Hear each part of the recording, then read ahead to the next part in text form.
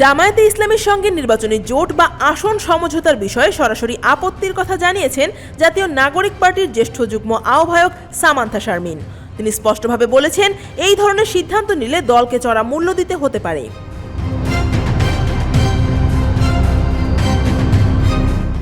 এনসিপির ভেতরে জামায়াতের সঙ্গে সম্ভাব্য সমঝোতা নিয়ে আলোচনা চলার সময়ই দলীয় কোন্দল, পদত্যাগ ও বিরোধ প্রকাশ্যে আসে।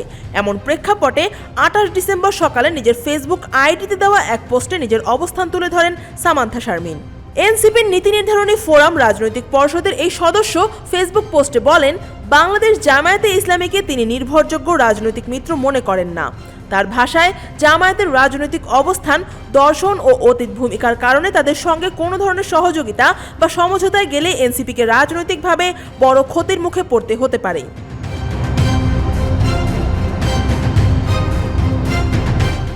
সামান্থা শারমিনের এই বক্তব্য এমন সময়ে এলো যখন এনসিপি ত্রয়োদশ জাতীয় সংসদ নির্বাচন সামনে রেখে জামায়াতের সঙ্গে আসন সমঝোতার বিষয়ে প্রায় চূড়ান্ত পর্যায়ে পৌঁছেছে বলে আলোচনা চলছে।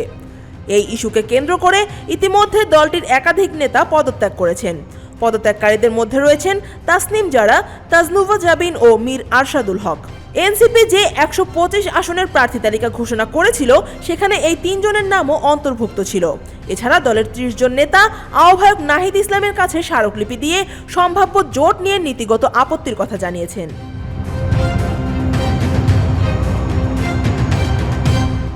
নিজের পোস্টে সামান্থা শারমিন উল্লেখ করেন, এনসিপির দীর্ঘদিনের রাজনৈতিক অবস্থান, রাষ্ট্রচিন্তা ও মূলনীতির সঙ্গে জামায়াতের আদর্শের মৌলিক পার্থক্য রয়েছে। বিচার, রাষ্ট্র সংস্কার ও গণপরিষদ নির্বাচন, এই ৩টি বিষয়কে কেন্দ্র করেই এনসিপির রাজনৈতিক যাত্রা শুরু হয়েছে। তার মতে, এসব বিষয়ে অভিন্ন অবস্থান ছাড়া কোনো রাজনৈতিক জোট বা সমঝোতা গ্রহণযোগ্য হতে পারে না। তিনি আরও বলেন, অতীতে জামায়াত নিম্নকক্ষে পিয়ার বা সংখ্যানুপাতিক প্রতিনিধিত্বের দাবি তুলে রাষ্ট্র সংস্কার প্রক্রিয়াকে বাধাগ্রস্ত করেছে। সে কারণেই এনসিপির আহ্বায়ক একাধিকবার বলেছেন, যারা সংস্কারের পক্ষে নয় তাদের সঙ্গে জোটও সম্ভব নয়।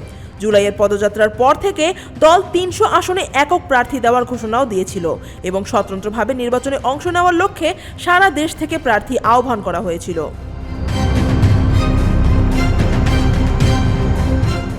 সামান্থা শারমিন তার বক্তব্যে আরও পরিষ্কার করেন, জামায়াতের সঙ্গে জোটের বিরোধিতা করা মানেই বিএনপির পক্ষে অবস্থান নেওয়া নয়, বরং তিনি মনে করেন এতদিন ধরে এনসিপি যে রাজনৈতিক অবস্থান ও নীতির কথা বলে এসেছে, সেটি দলটির শক্তি। বিএনপি বা জামায়াত যে কোনো পক্ষের সঙ্গে জোট গঠনের মাধ্যমে সেই নীতিগত অবস্থান থেকে সরে যাওয়ার ঝুঁকি তৈরি হচ্ছে বলেও মন্তব্য করেন তিনি।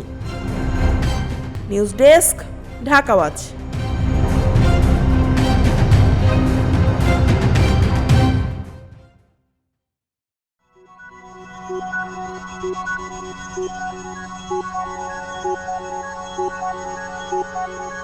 Thank you.